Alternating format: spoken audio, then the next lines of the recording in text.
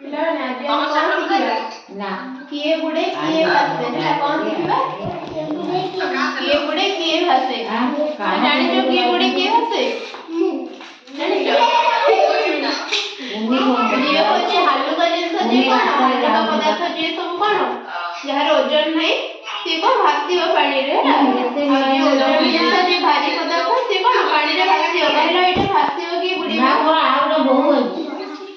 କଣ କରିବ ଏଇଟା? ଆମେ ଦେଖିବା ଇଏ ବୁଡୁଛି କି ଭାସୁଛି ହେଲା ପକେଇବା ପାଣିରେ।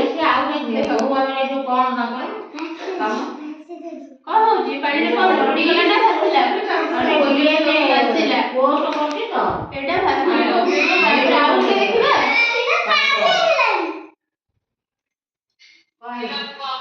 ଭାସିବ ବୁଡିଯିବ ଏଇଟା। ଦେଖିବା ଆମେ ପକେଇକି ହେଲା।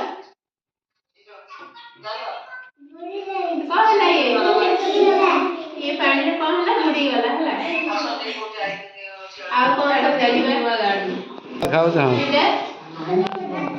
ଭାସିବ ନା ବୁଡିବ? ଏଇଟା କଣ? ପଥର। କଣ ହେଲା ଇଏ? ବୁଡିଲା ଇଏ? ନା ଇଏ ବୁଡିଲେ ତଳକୁ ପଳେଇବ। ଏଇଟା କଣ ହଉଛି? ଉପରେ ଭାସୁଛି ବା।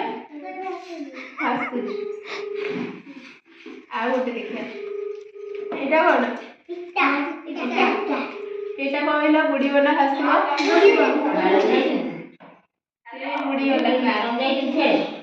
ବୁଡିଗଲାଟି? ତମେ ପକେଇକି ଦେଖିଲ ଗୋଟେ ଜଣକୁ ଡାକିକି ପକା। ସେଇ ମଝି ଝିଅକୁ ଦିଅ। ଇଏ କଣ ହେଲା? ଏଇଟା ପକେଇଲେ ତମେ। ଏଇଟା କଣ ହଉଛି? କଣ ପାଇଁ ଭାସିଲା? ଆର କଣ? ଆର ଓଜନ ନାହିଁ। ଏଇଟା ହାଲକା ପଦାର୍ଥ। ଏଇଟା କଣଟା? ସୋଲଟା। ଏଇଟା ହାଲୁକା ଜିନିଷ ସେଥିପାଇଁ କଣ ପାଣିରେ ବୁଡୁନି। ଆର କଣ? ଇଟାର ହଉଛି କଣ? ଇଟାର ଓଜନ ଅଛି ବୋଲି ଏଇଟା ଦେଖ ବୁଡି ଯାଉଛି ପକେଇଲା ବେଳକୁ ପାଣିରେ ହେଲା। ଜାଣିଲ ଏଥର କଣ ପାଇଁ ହଉଛି? ଆଉ ଗୋଟେ ଦେଖ।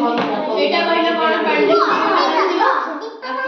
ଭାସିବନି, ଏଇଟା ବୁଡିବ। ଏଇଟା ବି ମାଟିର ଜିନିଷ। ଆର ଓଜନ ଅଛି। ଏଇଟା ପାଣିରେ ପକେଇଲେ ବୁଡିଯିବ ହେଲା। ଆଉ ଗୋଟେ ଦେଖିବା କାଗଜ ଦେଖିବା ହେଲା। କାଗଜ ବୁଡିବ ନା ଭାସିବ କହିଲ?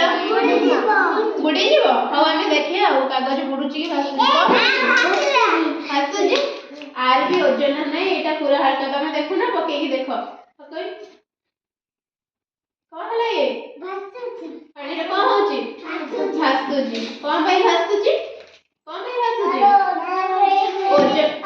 ଓଜନ ନାହିଁ ବୋଲି ସେଥିପାଇଁ ଭାସୁଛି। ଏଇଟା କଣ? ହାଲକା ଜିନିଷଟା ହେଲା।